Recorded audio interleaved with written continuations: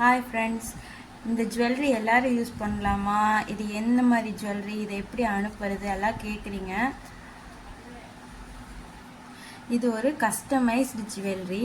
அம்மா அங்கே வந்து மதர் மில்க் வச்சு குழந்தைக்காக ஞாபகார்த்தமாக செஞ்சு வச்சுருக்கிறது.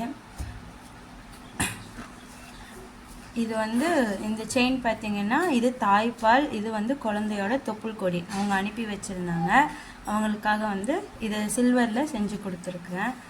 இந்த மாதிரி பேபியோட இந்த ஃபஸ்ட்டு ஹேர் ரொம்ப நைஸாக அந்த மாதிரி இருக்கும். அந்த ஃபஸ்ட்டு ஹேர், குழந்தையோட ஃபஸ்ட்டு நெயில் ரொம்ப சாஃப்டாக இருக்கும், பேப்பர் மாதிரி இருக்கும். அந்த நெயில், அப்புறம் தொப்புள் கொடி, பல் கூட வச்சு செய்யலாம். இதை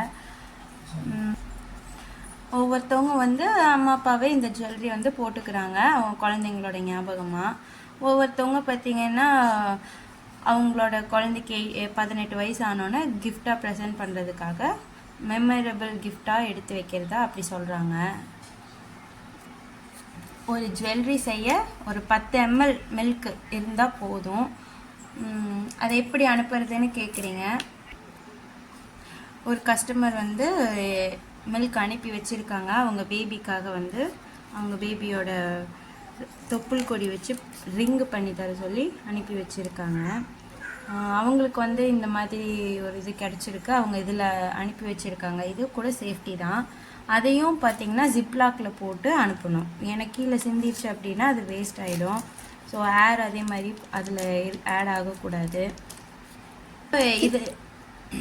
இப்போது இது கிடைக்கல அப்படின்னா நீங்கள் வெறும் ஜிப்லாக்கில் மட்டும் உங்கள் பிரெஸ்ட் மில்கை வந்து ஊற்றிட்டு ஏர் இல்லாமல் டைட்டாக வந்து ஜிப்லாக் பண்ணிடுங்க. அதை வந்து ஃபோல்டு பண்ணி இன்னொரு ஜிப்லாக்கில் போட்டு திருப்பியும் அதையும் ஃபோல்டு பண்ணி மூணாவது ஒரு ஜிப்லாக்கில் ரெண்டையும் போட்டு ஏர் இல்லாமல் டைட்டாக வந்து ஜிப்லாக் பண்ணிடுங்க.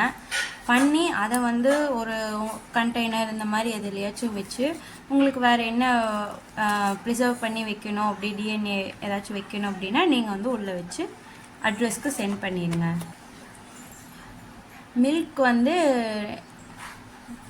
மில்க் நீங்கள் வந்து எனக்கு கொரியர் பண்ணினீங்க அப்படின்னா பொதுவாக வந்து தாய்ப்பால் அவ்வளோ சீக்கிரம் கெடுறதில்லை. வேணும்னா அதில் வந்து பிளாக் கலரில் இல்லை க்ரீன் கலரில் குட்டி குட்டியாக பபிள்ஸ் வேணால் ஃபார்ம் ஆகும். அந்த மாதிரி இருந்துச்சுன்னா யூஸ் பண்ண முடியாது. ஆனால் தாய்ப்பால் வந்து மில்க் தனியாக, அதில் இருக்க மாய்ஸ்சரைசிங் கண்டென்ட் தனியாக வந்து பிரிஞ்சுதுன்னா அதை வந்து நீங்கள் யூஸ் பண்ணலாம். அதில் வந்து எந்த பிரச்சனையும் இல்லை.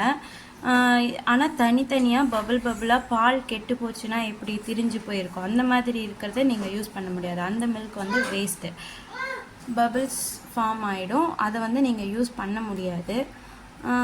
அது வரைக்கும் நீங்கள் வெளியவே கூட வச்சுருக்கலாம், ஒன்றும் ஆகாது.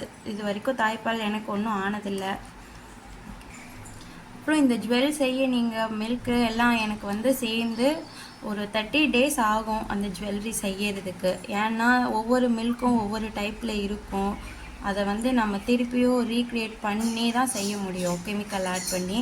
ஸோ வந்து அது ப்ரிசர்வ் ஆகிறதுக்கு கொஞ்சம் நாள் ஆகும். ஸோ வெயிட் பண்ணணும். உங்களுக்கு